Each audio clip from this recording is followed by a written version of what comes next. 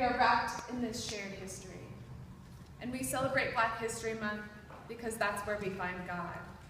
God created this wonderful and diverse world. And if we forget part of that diversity, then we neglect part of God. And so we gather together and we celebrate and we lift that up. Amen.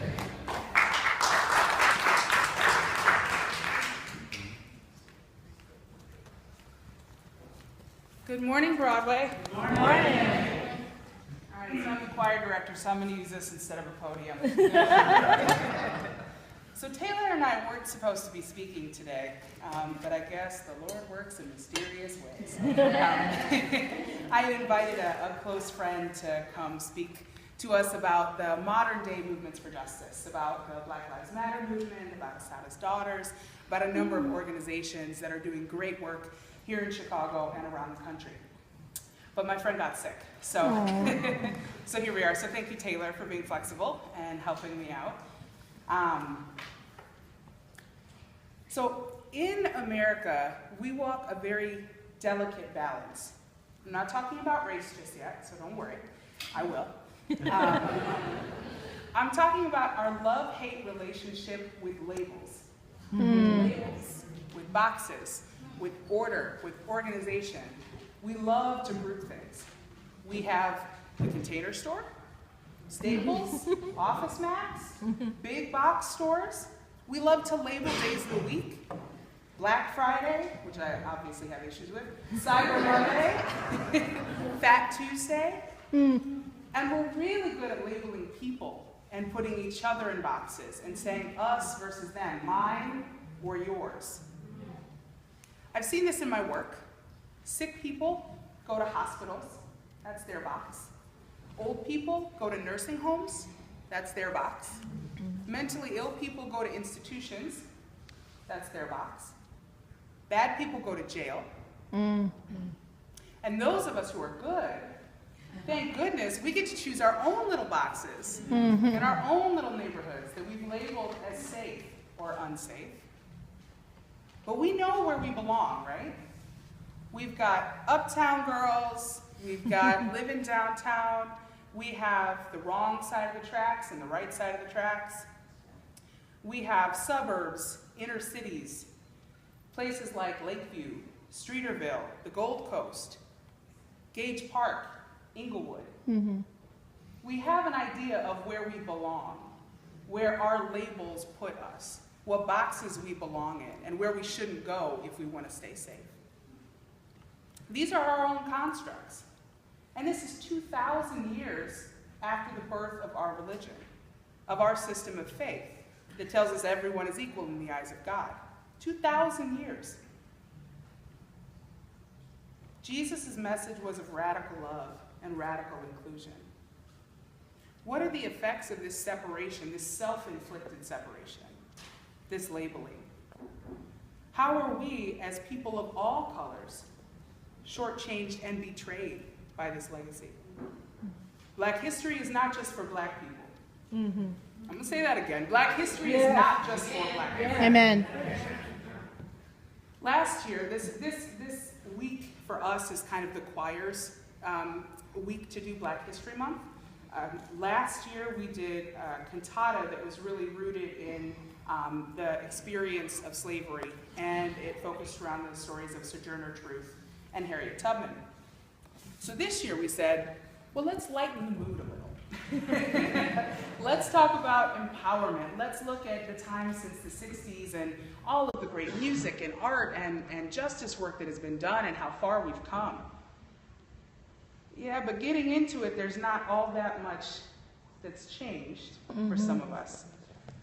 It's been wonderful this month learning about the past, learning about kings and queens of Africa, exploring the great strengths and strides of Black artists, activists, and thinkers.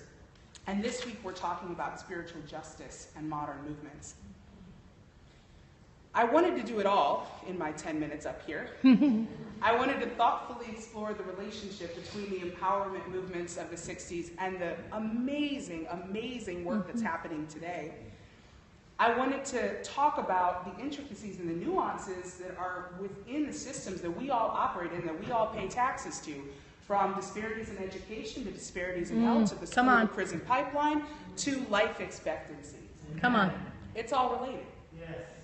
I wanted to somehow impress the depths and brilliance of Black and brown resilience in the face of these obstacles for hundreds of years. Yes.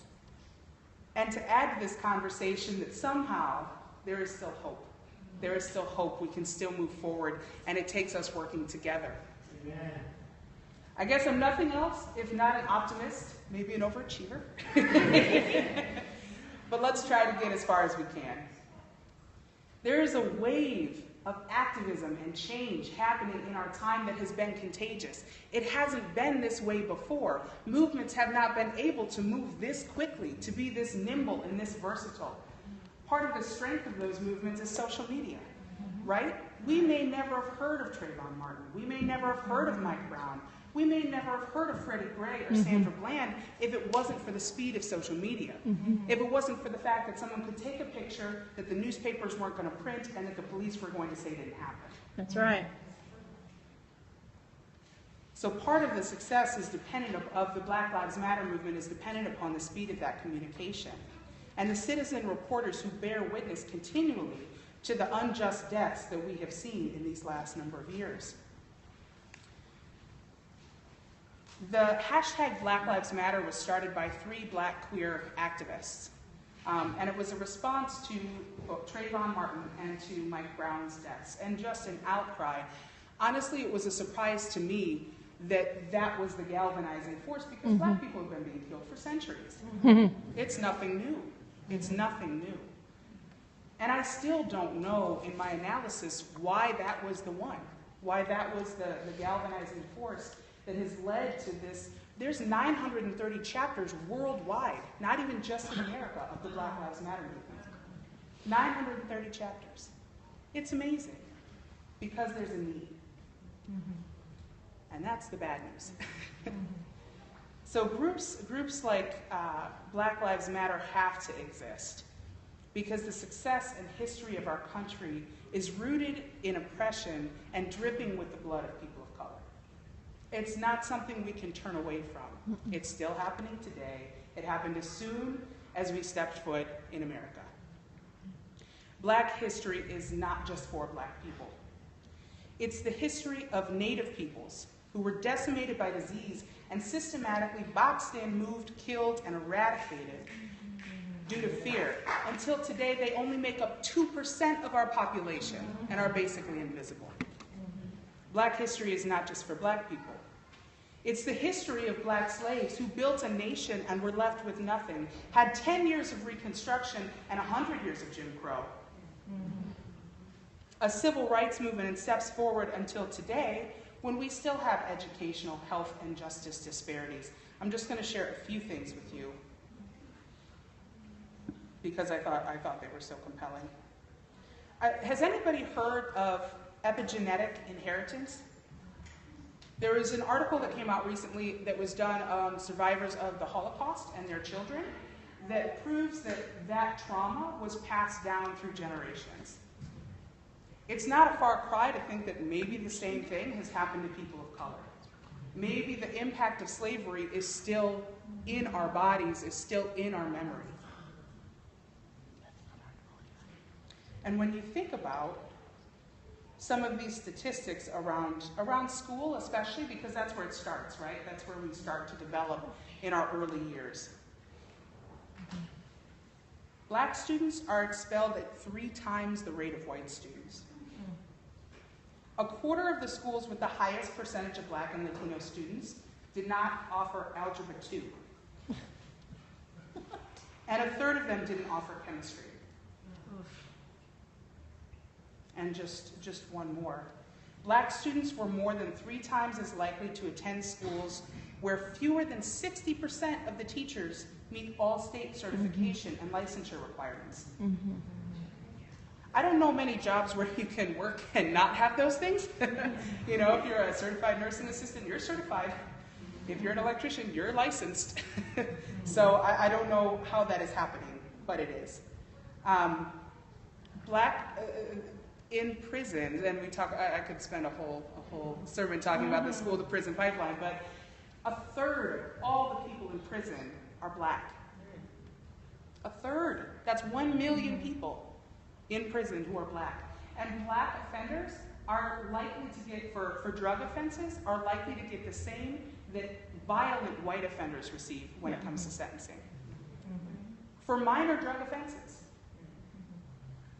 This is reflected in our life expectancy. This is why it matters, right? We have to say Black Lives Matter because once they matter, everyone else's lives will be much more equal. Have much more access. Because if we're letting this happen to a portion of our society, that's not justice. That's not justice. So the Black history is not just for Black people. It's also the history of Latino Americans who have been economically undermined, targeted, jailed, and disinvested in the American dream. So feared that we built a wall.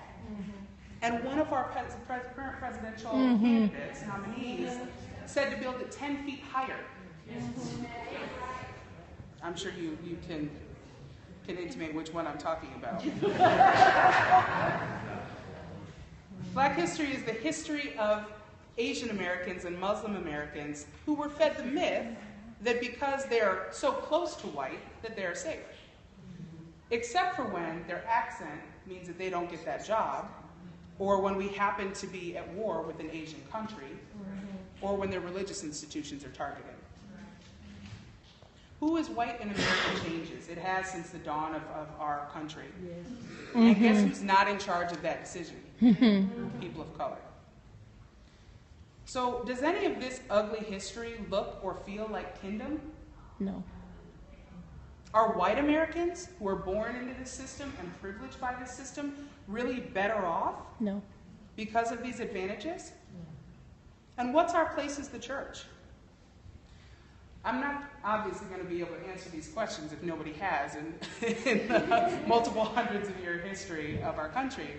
But our job as the church, at least, is to stay woke. Yes. Yes.